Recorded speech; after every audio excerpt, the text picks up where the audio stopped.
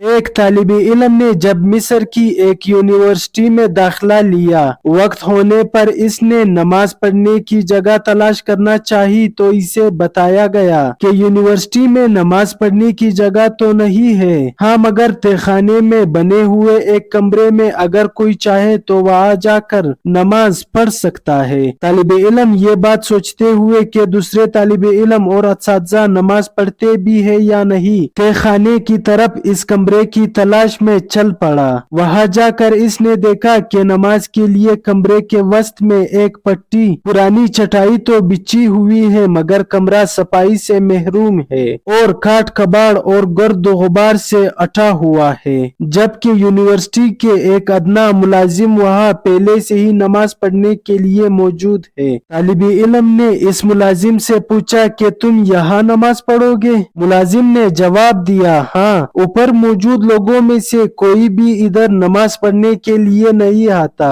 اور نماز کے لیے اس کے علاوہ کوئی جگہ بھی نہیں ہے۔ طالب علم نے ملازم کی بات پر اعتراض کرتے ہوئے کہا، مگر میں ہرگز یہاں نماز نہیں پڑھوں گا، اور اوپر کی طرف سب لوگوں کو واضح دکھائی دینے والی مناسب سی جگہ کی کوئی تلاش میں چل پڑا، اور پھر اس نے ایک جگہ کا انتخاب کر کے نہایت ہی عجیب حرکت کر ڈالی۔ اس نے بلند آواز سے اذان کہی۔ پہلے تو سب لوگ اس کی عجیب حرکت پر حیرت زدہ ہوئے، وہ ہنسنے لگے اور کہکے لگانے شروع کر دیے، انگلیاں اٹھا کر اس طالب علم کو پاگل اور اجڑ شمار کرنے لگے، مگر یہ طالب علم تھا کہ کسی چیز کی پرواہ کیے بغیر اذان پوری کہہ کر تھوڑی دیر کے لیے ادھر ہی بیٹھ گیا۔ اس کے بعد دوبارہ اٹھ کر اقامت کہی اور اکیلے ہی نماز پڑھنا شروع کر دی۔ اس کی نماز میں ماہیت سے ایسا تو دکھائی دے رہا تھا کہ گویا وہ اس دنیا میں تنہا ہی ہے اور اس کے آس پاس کوئی بھی موجود نہیں۔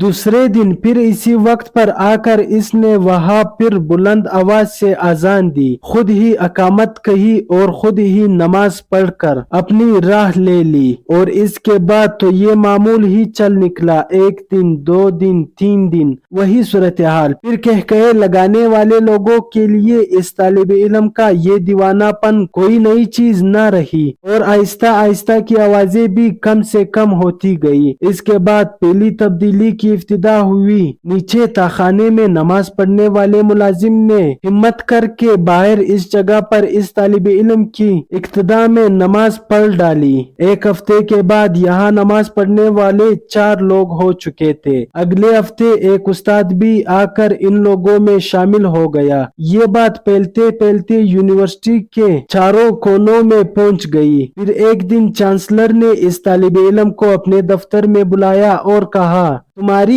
یہ حرکت یونیورسٹی کے معیار سے میل نہیں کھاتی اور نہ ہی یہ کوئی مہذب منظر دکھائی دیتا ہے کہ تم یونیورسٹی ہال کے بیچوں بیچ کھڑے ہو کر اذانیں دو یا جماعت کراؤ۔ ہاں، میں یہ کر سکتا ہوں کہ یہاں اس یونیورسٹی میں ایک کمرے کی چھوٹی سی صاف ستھری مسجد بنوا دیتا ہوں، جس کا دل چاہے نماز کے وقت وہاں جا کر نماز پڑھ لیا کرے، اور اس طرح مصر کی ایگریکلچر یونیورسٹی میں پہلی مسجد کی بنیاد پڑی، اور یہ سلسلہ یہاں پر رکا نہیں۔ باقی کی یونیورسٹیوں کے طلباء کی بھی غیرت ایمانی جاگ اٹھی اور ایگریکلچر یونیورسٹی کی مسجد کو بنیاد بنا کر سب نے اپنے اپنے ہاں مسجدوں کی تعمیر کا مطالبہ کر ڈالا، اور پھر ہر یونیورسٹی میں ایک مسجد بن گئی۔ اس طالب علم نے ایک مثبت مقصد کے حصول کو اپنی زندگی کا مقصد بنا لیا، اور پھر اس مثبت مقصد کے نتائج بھی بہت عظیم الشان نکلے، اور آج کے دن تک خواہ طالب علم زندہ ہو یا فوت ہو چکا ہو، مصر کی یونیورسٹیوں میں بنی ہوئی سب مسجدوں میں اللہ کی بندگی ادا کیے جانے کے عوض اجر و ثواب پا رہا ہے، اور رہتی دنیا تک اس طرح اجر پاتا رہے گا۔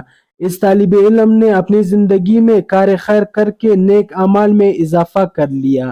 ناظرین، آپ سے ریکویسٹ ہے، اگر آپ کو ویڈیو اچھی لگی ہو تو ویڈیو کو لائک اور ہمارے چینل کو سبسکرائب ضرور کیجیے گا۔ شکریہ۔